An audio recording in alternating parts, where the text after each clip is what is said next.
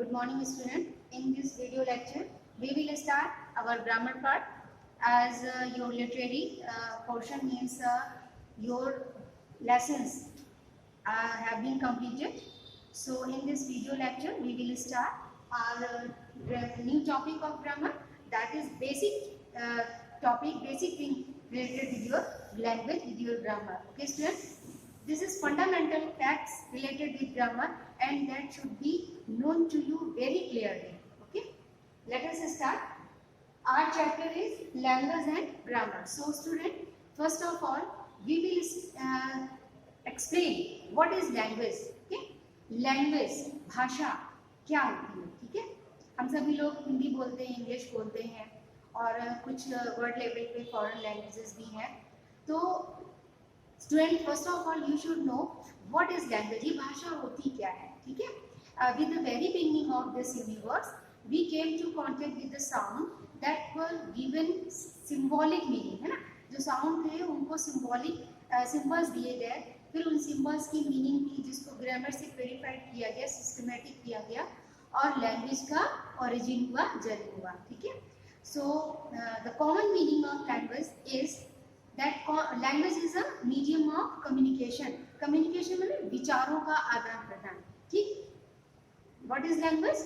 Language is a medium of communication through which we express our ideas, we express our emotions, we express our thoughts. भाषा विचारों के आदान प्रदान का वो माध्यम है जिससे हम अपने भावनाओं को, अपने विचारों को, अपनी सोच को एक्सप्रेस करते हैं, व्यक्त करते हैं. ठीक है, जैसे भी Indian, our national language Hindi, so we express our thought in Hindi, and being international language English, we adopt it, and we also express our thoughts and emotions and ideas in English. So students, I think that is clear to you that what is language. Language क्या होता है ये तुम्हें अच्छे से clear हुआ कि बचपन से ही हम लोग जिस परिवेश में पलते बढ़ते हैं हिंदी फैमिली में, जैसे जो हम कानों को सुनते हैं, धीरे धीरे सुनने के बेस पर वो लैंग्वेज जो है वो हमारे फीड होती जाती है, ब्रेन में, हार्ट में फीड होती है और धीरे धीरे हम उसको सीखने लगते हैं. Student, the basic fundamental fact of language is that language is based on the sound. है ना, ये इसीलिए भाषा शास्त्र को ध्वनि शास्त्र भी कहते हैं.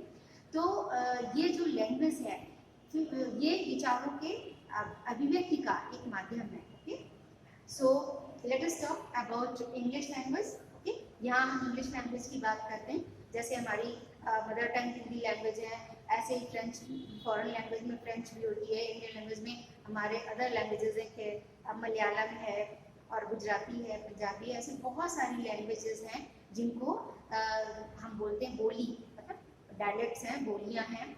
और बहुत सारी हिंदी और इंग्लिश हमारी मेन भाषा है हमारे कंट्री की. तो यहाँ हम लोग इंग्लिश लैंग्वेज की बात करते हैं. सो लैंग्वेज, अब ये जो भाषा है, लैंग्वेज है, ठीक है, ये हम बोलना तो सीख जाते हैं लेकिन इसको करेक्ट बोलना और करेक्ट लिखना जो है ये हमको ग्रामर सिखाती है.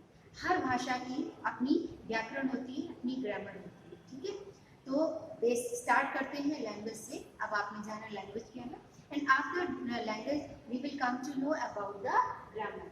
व्याकरण क्या होती है. ठीक है, लैंग्वेज को प्रॉपर करेक्ट जो है स्पीक प्रोनाउंसिएशन के लिए और उसकी करेक्ट राइटिंग के लिए हमको कुछ रूल्स, सेट ऑफ रूल्स दिए गए हैं जिनको हम लोग उस लैंग्वेज को लर्न करने में अडॉप्ट करते हैं. ठीक है, so here the definition of grammar is, grammar is a set of rules. है ना, ये नियमों का एक सेट है, कलेक्शन है ऑफ अ लैंग्वेज.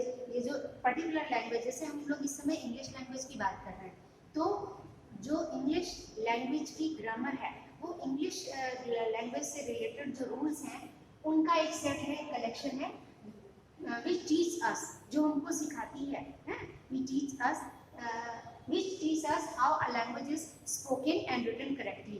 ठीक, ये रूल्स हमको बताते हैं कि हम उस पर्टिकुलर लैंग्वेज जिसको हम सीख रहे हैं उसको कैसे सही लिखा जाए, शुद्ध लिखा जाए और कैसे उसका करेक्ट प्रोनाउंसिएशन किया जाए. ठीक है, तो इस you know language is a medium of communication and every language is divided in two parts, literature and grammar. And students, you learn literature means expression in form of prose, expression in form of poetry in your literary portion, in your lesson, in your poems, and in grammar portion. We are taught how to read and write a language correct, कैसे सही लिखा जाए और कैसे सही उसको बोला जाए, ठीक है. As far as English language is concerned, we start the any language with its alphabet. हर जो भाषा होती है उसकी शुरुआत उसके वर्णमाला यानी अल्फाबेट से होती है. And in English, you know very well that total number of alphabets are 26. यानी कुल संख्या जो हमारे वर्णमाला की है, वर्णों की है, वो 26 है, ठीक है. What is alphabet? Alphabet क्या होता है? A set of letters, a set fixed set of letters. जो हमारे लेटर अक्षर होते हैं उनका एक फिक्स्ड ऑर्डर में जो सेटिंग होती है, उस पूरे सेटिंग को, उस पूरी माला को, सीक्वेंस को हम लोग अल्फाबेट बोलते हैं, वर्णमाला बोलते हैं, ठीक है. And as far as English is concerned, there are 26 letters. Total 26 letter होते हैं.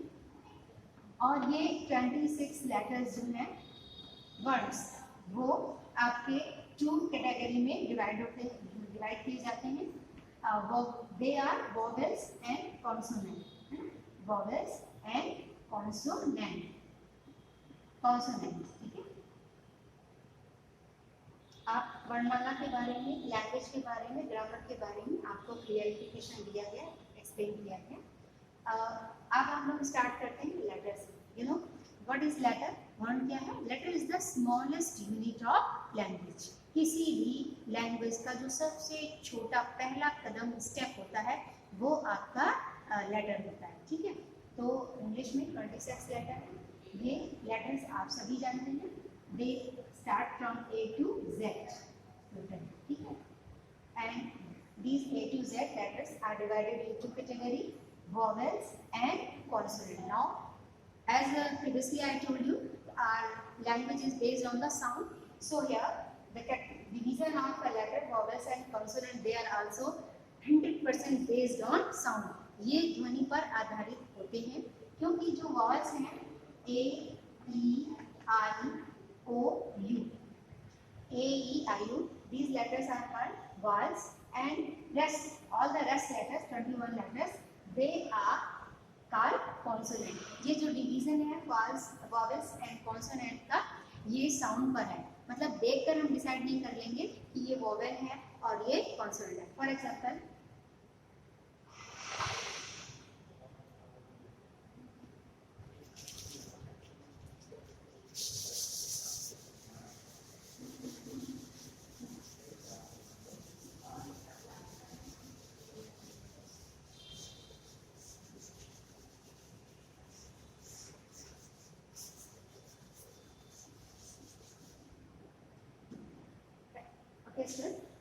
for example, a member,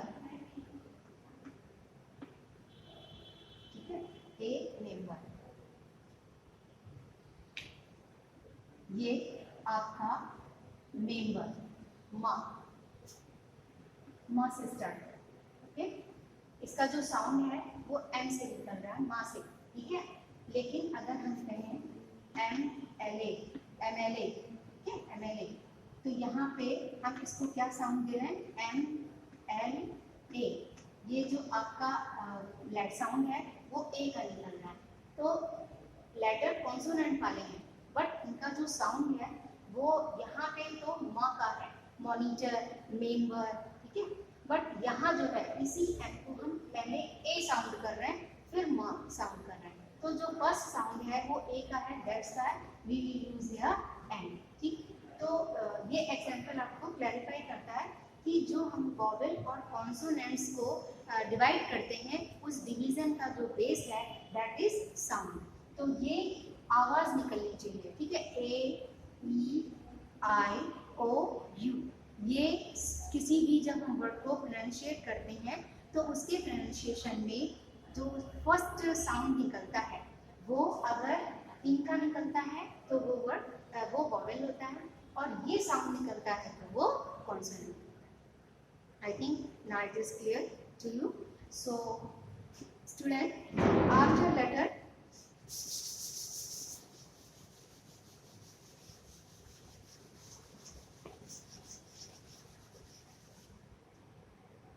there is a channel of a language letter, word, sentence. Letter, word, sentence. माने channel है. We start with the letter because you know letter is the smallest engine of any language. So we start with the letter. सबसे पहले letter word से शुरू करते हैं. ठीक. जो अभी जिसका आपने division देखा, vowel and consonant. After that we come to word. ना शब्द पे आते हैं. What is word? A group of letters. Start किया letter से. A collection of group of letter which gives meaning. जिसका कोई meaning निकलता हो ना. हिंदी में हम लोग बोलते हैं सार्थक और निरर्थक. तो जो सार्थक यानी meaningful हो वो group of letter is called word. And after that we come at the sentence. Now what is the definition of sentence? A group of word. That one is a group of letter. This is group of words in grammatical sequence and gives complete sense. यानी दो condition complete करनी चाहिए. Group of words हो, grammatical sequence यानी subject verb object के sequence में रखे हो और कंप्लीट सेंस यानी पूर्ण भाव व्यक्त करते हो. that sentence that one is called sentence. ऐसे किसी भी शब्द समूह को जो कंप्लीट सेंस देता हो, पूर्ण भाव व्यक्त करता हो, we call sentence. Student, you have divided letter into parts, vowel and consonant at the basis of sound. Now there is a division of sentence. You know ये जो division है ये structure के base पे हम लोग करते हैं. Assertive, already it has been explained to you. Assertive, interrogative, and imperative, exclamatory, and orative. और ये डिवीजन है स्ट्रक्चर बेस पे. Okay, at the basis of tense you divided the sentence in 3 tense, present, past and future. Okay, और जब class की बात आती है तो वो डिवीजन आपका सिंपल, कॉम्प्लेक्स, कंपाउंड होता है. That one is simple thing. Later it will be explain to you. But अभी आप इतना ही जान लीजिए कि जो सेंटेंस का है वो टाइप्स ऑफ सेंटेंस कितने हैं. Basically assertive, interrogative, imperative, exclamatory and objective sentence. Okay, now the division of the word. Now division of the word means शब्द का बंटवारा या types of words. Types of words, you know, in English language a word works in maximum 8 forms. ज़्यादातर एक शब्द आप maximum 8 तरीके से प्रयोग कर सकते हैं. This is the basic thing. At the basis of this we divide the words in 8 parts that we call parts of speech. Okay, parts of speech. ठीक है, क्योंकि ये 8 तरह से काम कर सकता है इसलिए इसको 8 डिवीजन 8 टाइप्स में बांटा गया है. ठीक है, what is that? Noun, pronoun, adjective, verb, adverb, preposition, conjunction and interjection. I think ये चीज़ें आपको थोड़ा पहले से भी क्लियर है. आप 8th के स्टूडेंट हैं तो ये चीज़ें आपको बताई जा चुकी होंगी. बस मुझे एक आपको सीक्वेंस देना था कि पहले स्टार्ट करते हैं लेटर से, फिर वर्ड से, फिर सेंटेंस. ठीक है, और फिर आपका जो है ग्रामर का आगे पार्ट शुरू होता है. तो sentence that have been already told you. We will talk about parts of speech that start with the noun, pronoun, adjective, verb. अब इस पार्ट्स ऑफ स्पीच को स्टार्ट करने के लिए फर्स्ट सबसे पहले हम लोग आर्टिकल्स पढ़ते हैं. मतलब इसकी जो स्टार्टिंग है ये आपका नाउन, प्रोनाउन और एडजेक्टिव जो आता है. आर्टिकल्स एडजेक्टिव के पार्ट होते हैं. तो कुछ लोग जो है आर्टिकल्स पहले पढ़ा देते हैं, कुछ लोग बाद में भी पढ़ाते हैं. But as far as your syllabus is given in your book, article is explain before noun और प्रोनाउन. मतलब पार्ट्स ऑफ स्पीच से पहले आपके सिलेबस में आर्टिकल्स दिया हुआ है. So students,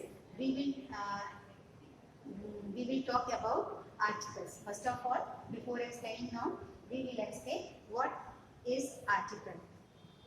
Okay?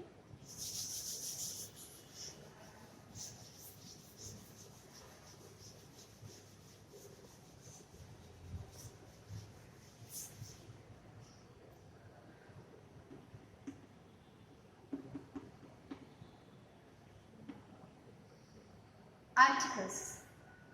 ऊपर. In Hindi we call it ऊपर, articles. ठीक है. In your book there is been अग्रपद और ऊपर. तो articles, what are articles student? In English language there are 3 articles: a, an, and the. Okay, a, an, and the. A and an, they are called indefinite article. They are called indefinite article, and the is called definite article. Why? Because a and n, ये जो a और n है आपका, ये किसी भी noun pronoun को या सीमित नहीं करता. ठीक है. अगर हम सेंटेंस से a और n रिमूव करते हैं तो उसका मीनिंग, सेंटेंस के मीनिंग पर कोई भी असर नहीं पड़ता.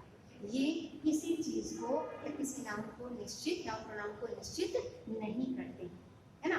That's why we call it indefinite article, and the is definite, निश्चित. ये जिस नाउन प्रोनाउन के पहले आ जाता है, जिसके पहले आता है, उस पर्टिकुलर वर्ड को निश्चित कर देता है, उसकी सीमा जो है वो निर्धारित कर देता है. For example boy, common noun है, एंड इसके पहले अगर हम ए लगाते हैं, आ बॉय मतलब ए बॉय, कोई भी लड़का, है ना. दिस इज अ बॉय, ये एक लड़का है. कॉमन नाउन मतलब इंडिकेशन किया गया कि वो एक लड़का है. एक के अर्थ में हम यहाँ पर ए और एन लगाते हैं. तो अगर आप ए नहीं भी लगाएंगे तो एक ही लड़का रहेगा. क्यों? क्योंकि अगर 2 होंगे तो ये बॉय हो जाएगा. तो इसके हटाने से इसके मीनिंग पर कोई इफेक्ट नहीं पड़ता. लेकिन अगर हम कहें द बॉय, ठीक है, द बॉय का मतलब है पर्टिकुलर वो लड़का जिसके बारे में हम लोग बातचीत कर रहे हैं या जिसका रेफरेंस ऑलरेडी पहले दिया जा चुका है. तो इसने क्या किया, दा ने क्या किया, जो बॉय था उस पर्टिकुलर किसी एक बॉय की बात को निश्चित कर दिया, डिसाइड कर दिया, लिमिट प्रेफर किया. ठीक है. तो this is the reason, that's why a and n is called indefinite article and the is called definite article. So student, let us discuss about the use of a and n, and after that we will discuss about the. A and n, you know, they are called indefinite article और वो एक के single एक के meaning के लिए प्रयोग किए जाते हैं. ठीक. ए का यूज जो है वो हम लोग बिफोर कॉन्सोनेंट करते हैं, बिफोर कॉन्सोनेंट. ठीक है. और एन का यूज जो है वो हम बिफोर वॉवेल्स करते हैं. वॉवेल के पहले, बिफोर वॉवेल्स के पहले एन और कॉन्सोनेंट के पहले ए का यूज किया जाता है. अब वो वोवेल और कॉन्सोनेंट हम कैसे डिसाइड करते हैं? साउंड के बेस पे, है ना. जैसे मैंने आपको ऑलरेडी एक्सप्लेन किया है, वो साउंड के बेस पे. So student, that is enough for today.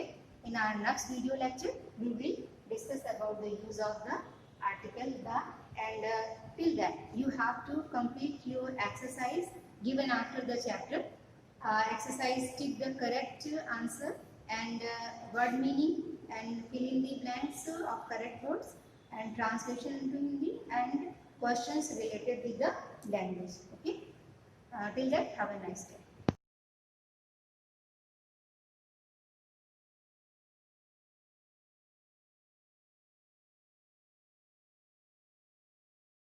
सुस्वागतम. मैं रेणुलता पांडे, संस्कृत शिक्षिका, शिवाजी ग्रुप ऑफ इंस्टीट्यूशंस. बच्चों, आज मैं आपको तृतीय पाठम जिसका शीर्षक है सिंहानुचराणाम कथा, यानी शेर के सेवकों की कथा या कहानी. इस पाठ का मैं आपको अर्थ पढ़ा चुकी हूँ. आपसे मैंने शब्दार्थ याद करने को बोला है जो आपकी बुक में दिए हुए हैं. इसके बाद अनुप्रयोग यानी एक्सरसाइज सॉल्व करा रहे हैं. ये फर्स्ट एक्सरसाइज है. लेकिन बच्चों, इससे पहले भी मेरी बातों को आप सुने ध्यान से. जो आप विद्या प्राप्त कर रहे हैं वो विद्या प्राप्त करना ही सिर्फ काफी नहीं है. ठीक है. यानी विद्या प्राप्त करने के साथ साथ आपके अंदर सद्गुण भी विकसित होने चाहिए, अच्छे संस्कार विकसित होने चाहिए। संस्कृत में एक सूक्ति है, विद्या ददाति विनयम, शायद आपने सुना भी होगा, जिसका अर्थ है विद्या विनय देती है। तो बच्चों, अगर कोई व्यक्ति बहुत विद्वान है, बहुत शिक्षित है, लेकिन अगर उसके अंदर विनम्रता नहीं है, विनयशीलता नहीं है, तो उसका विद्या प्राप्त करना निरर्थक है। कहने का तात्पर्य यह है कि एक शिक्षित व्यक्ति को, एक विद्वान व्यक्ति को अपने अंदर विनम्रता लानी चाहिए। इस बात का आप भी ध्यान रखें, ठीक है। तो आइए स्टार्ट करते हैं अनुप्रयोगा। फर्स्ट एक्सरसाइज है, निम्नलिखित प्रश्नों के उत्तर संस्कृत में लिखिए। और ये प्रश्नोत्तर आपको अपनी नोटबुक में भी लिखने हैं। अर्थ लिखने के बाद ये प्रश्नोत्तर आपको अपनी नोटबुक में लिखने हैं। बच्चों, मैंने यहाँ प्रश्न नहीं लिखा है, सिर्फ उत्तर लिखा है, नंबरिंग पड़ी हुई है, इसी नंबरिंग के बाद आंसर लिखते जाएंगे। तो पहले प्रश्न का उत्तर है, मदोत्कटाः वनोद्देशे वसति स्म। दूसरे प्रश्न का उत्तर है, काकाः व्याघ्राः जम्बूकाः च मदोत्कटस्य सेवकाः सन्ति। तीसरे प्रश्न का उत्तर है, काकं व्याघ्रं जम्बूकं दृष्ट्वा उष्ट्रः विसर्गः आत्मवृत्तान्तं अकथयत्। नेक्स्ट है, मदोत्कटः सिंहः बुभुक्षिता आसीत्। लास्ट आंसर है, अन्ते चित्रकर्णः मृतः। ठीक है, तो ये प्रश्नोत्तर 1 2 3 4 5 मैंने यहाँ पर उत्तर लिख रखे हैं। ठीक है, प्रश्न आप अपनी बुक से लिखें और बाद ये मैंने साथ दिए हैं उत्तर, ये उत्तर आप नोट करें। ये है एक्सरसाइज नंबर 1। अब आइए एक्सरसाइज नंबर 2 पर रिक्त स्थानों की पूर्ति कीजिए। का, खा, गा, घा, अंगा, ये 5 वाक्यों में रिक्त स्थान दिया है। तो जहां बच्चों रिक्त स्थान वाला शब्द है वो मैंने यहाँ पर लिख रखा है। ठीक है, तो पहला रिक्त स्थान आपको लिखना है, का में सिंहाय परीक्षीणाः स्वाधीनाहार स्वामिनः व्यापादितव्यः जम्बूकं कोक्षे। रिक्त स्थान दिया हुआ, तो जहां पर रिक्त स्थान है, इसीलिए मैंने अंडरलाइन करके रखा है, जहां पर भी रिक्त स्थान है वहां आपको ये शब्द क्रम से लिखना। ठीक है, अब आइए एक्सरसाइज नंबर 3। अधोलिखित वाक्यों का संस्कृत में अनुवाद कीजिए। अधोलिखित, इसमें भी सेंटेंस आपकी बुक में है और मैंने संस्कृत अनुवाद इसका यहाँ पर लिख रखा है। तो पहले का संस्कृत अनुवाद है, सिंहा जम्बूकं विदारे अभक्षयत्। फिर से सुने, सिंहाः जम्बूकं कुक्षिं विदारे अभक्षयत्। अगला है संस्कृत अनुवाद, अयम् उष्ट्रः अस्माकं स्वामिनः भोजनं भविष्यति। गाः श्वानः सिंहा तूष्णीम् अतिष्ठत्। खा है, अतिथे वदं कर्तुं पापम् अस्ति। लास्ट है बच्चों, सिंहा चतुर्दिनात् बुभुक्षिता आसीत्। ठीक है, तो पहला, सिंहा जम्बूकं कुक्षिं विदारे भक्षयत्। अयम् उष्ट्रः अस्माकं स्वामिनः भोजनं भविष्यति। गा है, श्रुत्वा सिंहा तूष्णीम् अतिष्ठत्। घा है, अतिथे वदं कर्तुं पापम् अस्ति। लास्ट है, सिंहा चतुर्दिनात् बुभुक्षिता आसीत्। तो इस तरह से बच्चों ये एक्सरसाइज नंबर 3 कंप्लीट हो गई है। अब मैं आपको एक्सरसाइज नंबर 4 कराती हूँ।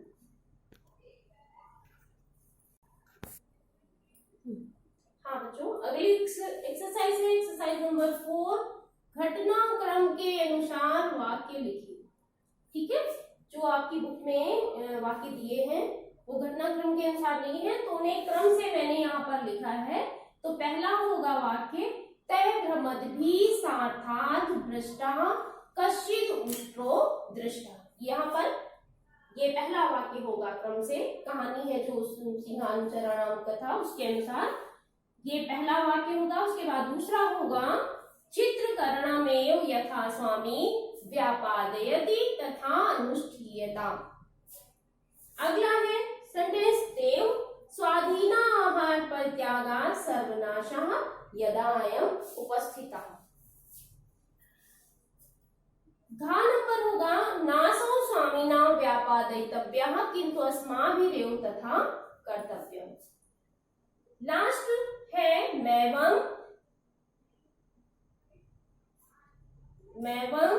अर्थ चित्रकर्णो अपि विजातः विश्वासः तथैव आत्मदाह आ।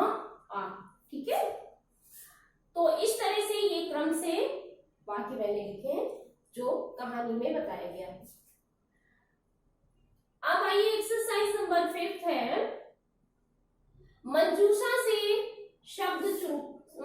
से चुनकर समानार्थक शब्द लिखिए। मंजूषा से चुनकर समानार्थक शब्द लिखिए। समानार्थक जिसे आप पर्यायवाची शब्द भी कहते हैं, समानार्थ वाले। तो काका का समानार्थक होगा वायसाह, नीत्वा का समानार्थक शब्द होगा गृहीत्वा, जम्बूका का समानार्थक शब्द होगा श्रृगालः, केशरी का समानार्थक शब्द होगा सिंहा, वनोद्देश्य का समानार्थक शब्द होगा अरण्य। ठीक है, अरण्य। वायसाह, गृहीत्वा, श्रृगालः, सिंहा, अरण्य, ये समानार्थक शब्द होंगे। ठीक है, अब आइए एक्सरसाइज नंबर 6 पर निम्नलिखित शब्द रूपों के लिंग, विभक्ति एवं वचन पहचानिए। ठीक है, ये का, खा, गा, घा, अंगा और चा। ठीक है, ये शब्द रूप यहाँ लिखे हैं आपकी बुक में और ये कॉलम बने हुए हैं लिंग, विभक्ति और वचन।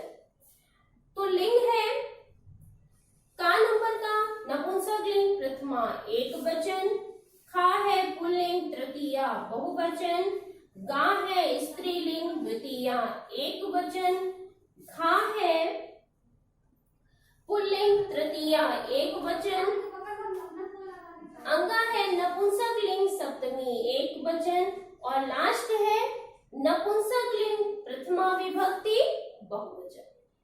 तो इस तरह से ये रिक्त स्थान दिए हैं आपकी बुक में तीनों कॉलम के, तो इसी क्रम से आप उसमें एक्सरसाइज में फिल करेंगे। ठीक है, आगे नेक्स्ट एक्सरसाइज में करा रही हूँ। हाँ बच्चों, अब देखें एक्सरसाइज नंबर 7। निम्नलिखित शब्दों के अर्थ लिखिए।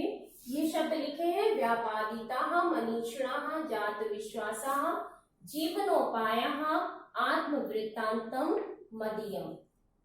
तो पहले का अर्थ देखिए, व्यापादिताः इसका अर्थ है मार दिया, मनीषिणः विद्वान, जात विश्वासा का अर्थ है विश्वास हो गया, जीवनोपाय यहाँ संधि है, दो शब्द है जीवन प्लस उपाय गुण संधि, जीवनोपाय का अर्थ है जीवन का उपाय, आत्मवृत्तांतम का अर्थ है अपना समाचार, मदीयम मद प्लस इयम यह मेरा है। ठीक है, पहले का अर्थ मार दिया, विद्वान, विश्वास हो गया, जीवन का उपाय, अपना समाचार और यह मेरा। तो इन शब्दों के ये अर्थ लिखिए। इसके बाद बच्चों लास्ट एक्सरसाइज है एक्सरसाइज नंबर 8। निम्नलिखित वाक्यों को बहुवचन में बदलिए।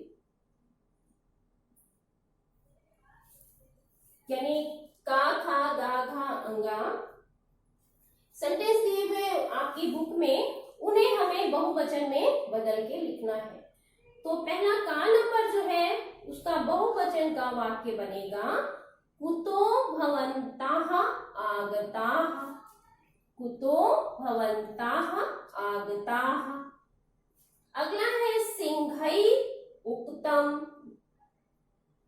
का नंबर है सिंहा, विसर्ग लगेगा, सिंहा भूमि में स्पृष्ट्वा, अच्छा एक मिनट, मात्रा और विसर्ग होगा। ठीक है, बहुवचन में सिंह शब्द में मात्रा और विसर्ग दोनों होगा तब वो बनेगा बहुवचन का शब्द। तो सिंहा भूमि में स्पृष्ट्वा कर्णो स्पृशन्ति। अगला है अतो वयं सत्यम ब्रवीमः, अतो वयं सत्यम ब्रवीमः। ब्रवीमः। लास्ट है सिंहाः श्रुत्वा तूष्णीम अतिष्ठन्। सिंहाः श्रुत्वा तूष्णीम अतिष्ठन्। फिर से देखें, का नंबर है कुतो भवन्तः आगताः सिंहै उक्तम्। सिंहाः भूमिं स्पृष्ट्वा कर्णौ स्पृशन्ति अतो वयं सत्यं ब्रवीमः। सिंहाः श्रुत्वा तूष्णीम अतिष्ठन्। ठीक है बच्चों, तो इस तरह से ये exercise number 7, exercise number 8 complete. और इसी के साथ ही आपका तृतीय पाठ सिंहानुचराणाम कथा भी पूरा कंप्लीट हो चुका है। ठीक है, तो आप शब्दार्थ याद करें, इस पाठ का अर्थ लिखें और उसके बाद ये एक्सरसाइज बुक में सॉल्व करें। ठीक है, समय से अपना कार्य पूर्ण करते रहें। लेखन कार्य बहुत ही सुंदर और स्वच्छ रखें, इस बात का विशेष ध्यान रखना है आपको। धन्यवाद, आपका दिन मंगलमय।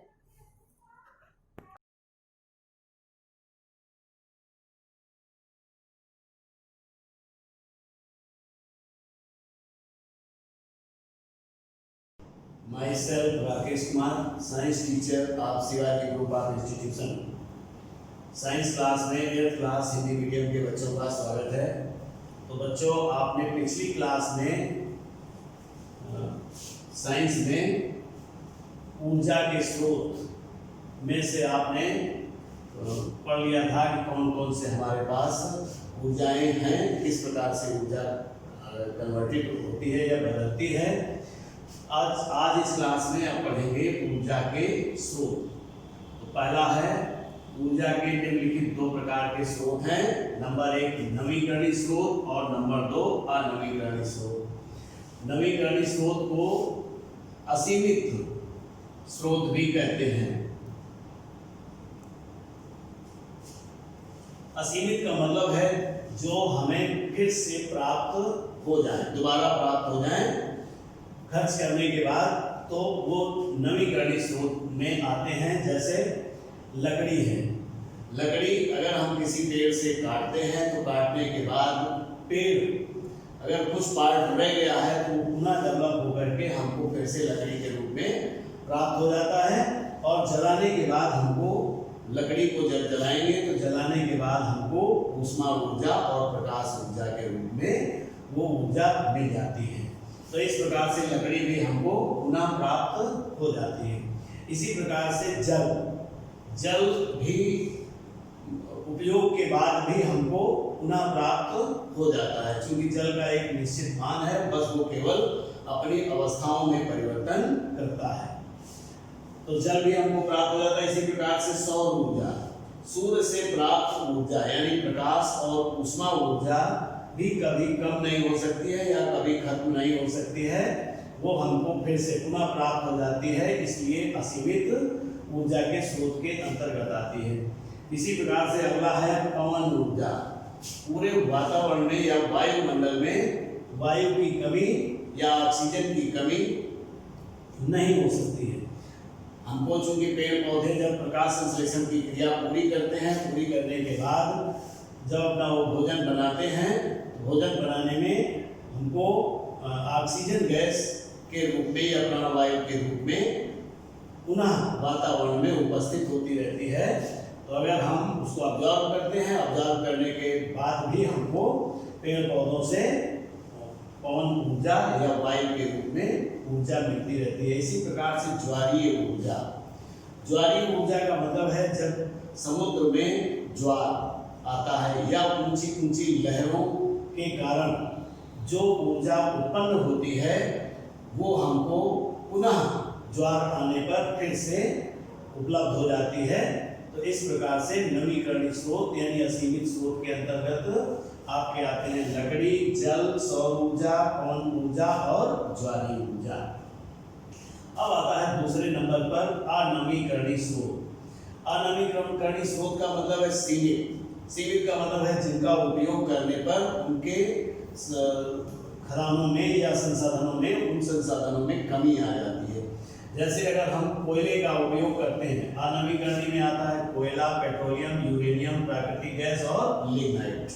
तो कोयले का जब हम उपयोग करते हैं यानी जलाते हैं तो कोयला जल करके हमको ऊष्मा ऊर्जा और प्रकाश ऊर्जा के रूप में ऊर्जा दे देता है और कोयला नष्ट हो जाता है।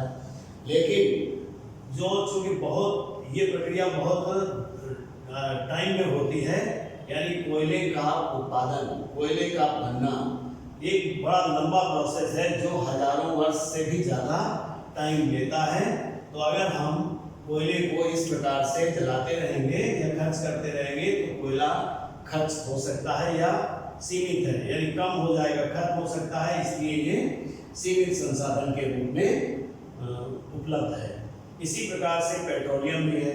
पेट्रोलियम चूंकि समुद्र तटीय स्थानों से प्राप्त होता है, तो ये भी इनके जो भंडार हैं इनका भी प्रोसेस बहुत लंबा चलता है, यानी हजारों साल से भी ज़्यादा का टाइम लेता है पेट्रोलियम बनने में। तो जो भी हमारे पास कलेक्शन है, अगर हम उसका उपयोग ज़्यादा करेंगे तो वो सीमित समय में ही समाप्त हो सकते हैं, या समाप्त होने के बाद ये पुनः प्राप्त करना बहुत मुश्किल का काम होता है। इसलिए ये सीमित संसाधन के रूप में आता है।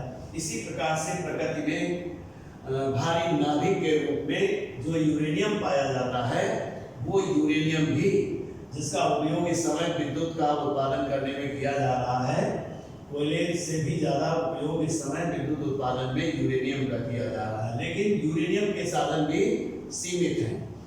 अगर हम यूरेनियम का उपयोग ज़्यादा करते रहेंगे तो वो हमारे साधनों में कमी आ जाएगी, इसलिए इनको सीमित संसाधन के रूप में कहते हैं।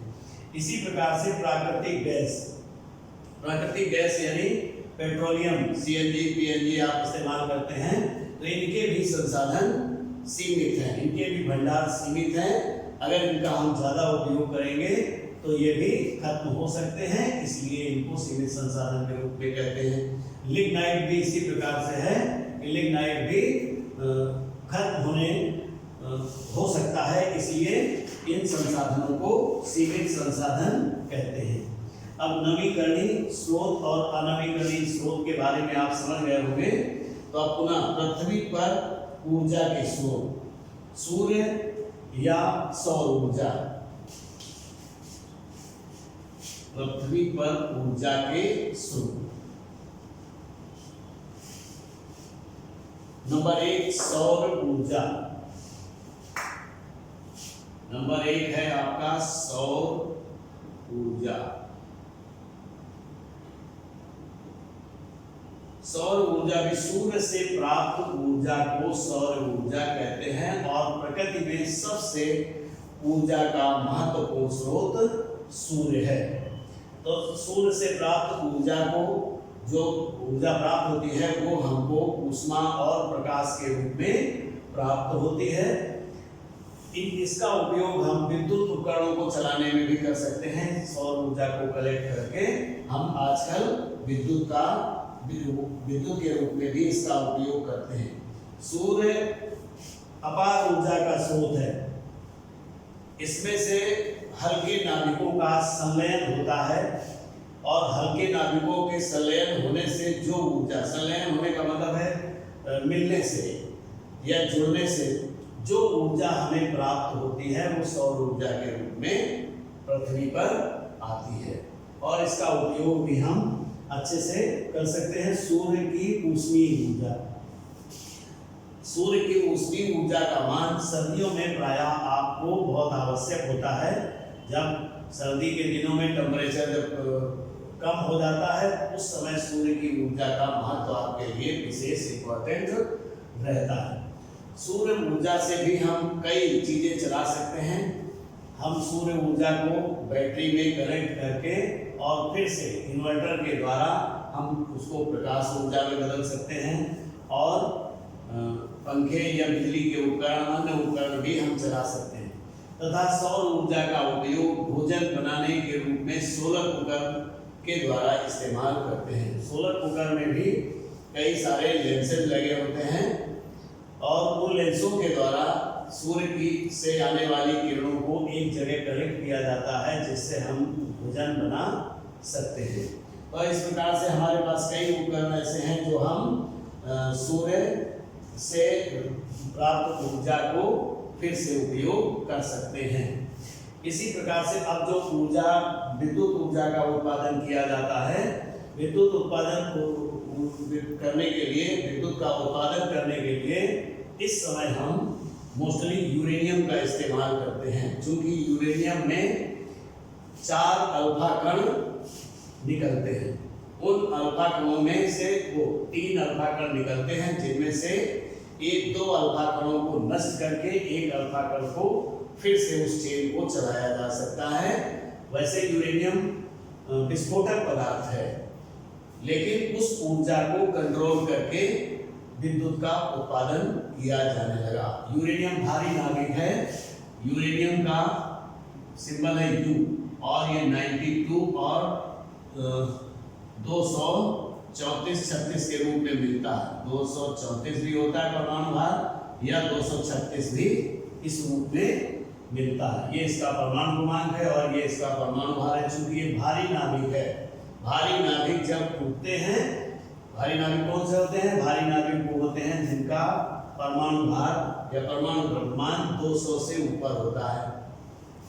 जब ये 2 छोटे नाभिकों में टूटता है तो इसको नाभिकीय विखंडन कहते हैं, और नाभिकीय विखंडन के पश्चात अपार ऊर्जा मिलती है, जिससे हमको बॉयलर को चलाने के लिए ऊर्जा प्राप्त होती है। अगर हम विद्युत का उत्पादन कोयले से कर रहे हैं तो उसका रेट कुछ ज़्यादा महंगा होगा। अगर हम यूरेनियम से कर रहे हैं तो यूरेनियम आपके लिए ज़्यादा सस्ता होगा और विद्युत का रेट भी सस्ता हो सकता है। तो इसलिए विद्युत के उत्पादन में आजकल मोस्टली यूरेनियम का ही इस्तेमाल किया जाता है और कोयले का इस्तेमाल कम हो रहा है धीरे धीरे। तो सूर्य से जो हमको ऊर्जा प्राप्त होती है वो जब हम, जैसे पेड़ पौधे हैं, पेड़ पौधे जो ग्लूकोज का निर्माण करते हैं अपने उसमें, जब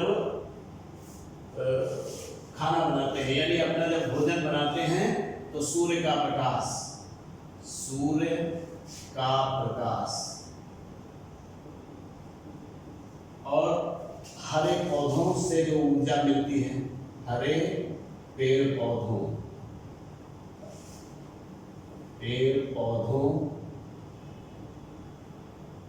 से प्राप्त ऊर्जा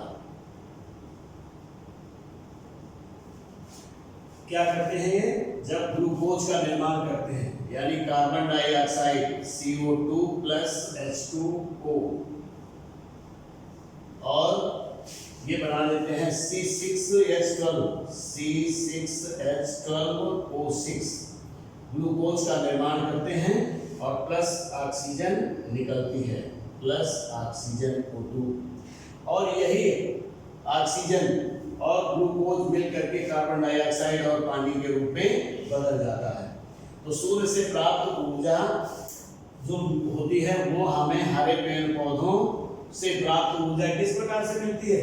हरे सूर्य के प्रकाश की ऊर्जा में पेड़ पौधे अपना भोजन बनाते हैं और वो भोजन ग्लूकोज के रूप में, ये भी एक ऊर्जा है, ग्लूकोज के रूप में एकत्र हो जाती है जो हम तक पहुंचती है या जीवित जन लोगों से तक पहुंचती है, और ऑक्सीजन हमको प्राणवायु के रूप में मिलती है। ये है ऑक्सीजन। तो इस प्रकार से सौर ऊर्जा का प्रयोग बहुत भारी मात्रा में इस समय किया जा रहा है। सौर ऊर्जा का जल ऊष्मक तापक यानी सौर ऊर्जा के द्वारा विभिन्न प्रकार के इलेक्ट्रिक संयंत्र बनाए जाते हैं, जिससे हमको सुविधाएं उपलब्ध होती है। जैसे पानी गर्म करने के लिए भी हम एक यंत्र बना चुके हैं जो सूर्य के प्रकाश की उपस्थिति में या बैटरी में संचित ऊर्जा को हम रासायनिक ऊर्जा को यांत्रिक ऊर्जा में कन्वर्ट करके और पानी को हम गर्म कर सकते हैं। बिजली के पंखे भी चलाए जा सकते हैं। तो इस प्रकार से विद्युत ऊर्जा में यानी सौर ऊर्जा को विद्युत ऊर्जा में भी बदल करके हम इसका उपयोग कर सकते हैं। तो सौर ऊर्जा के बारे में भी आपने जान लिया। तो बच्चों इस क्लास में बस इतना ही, आगे नेक्स्ट क्लास में थैंक यू।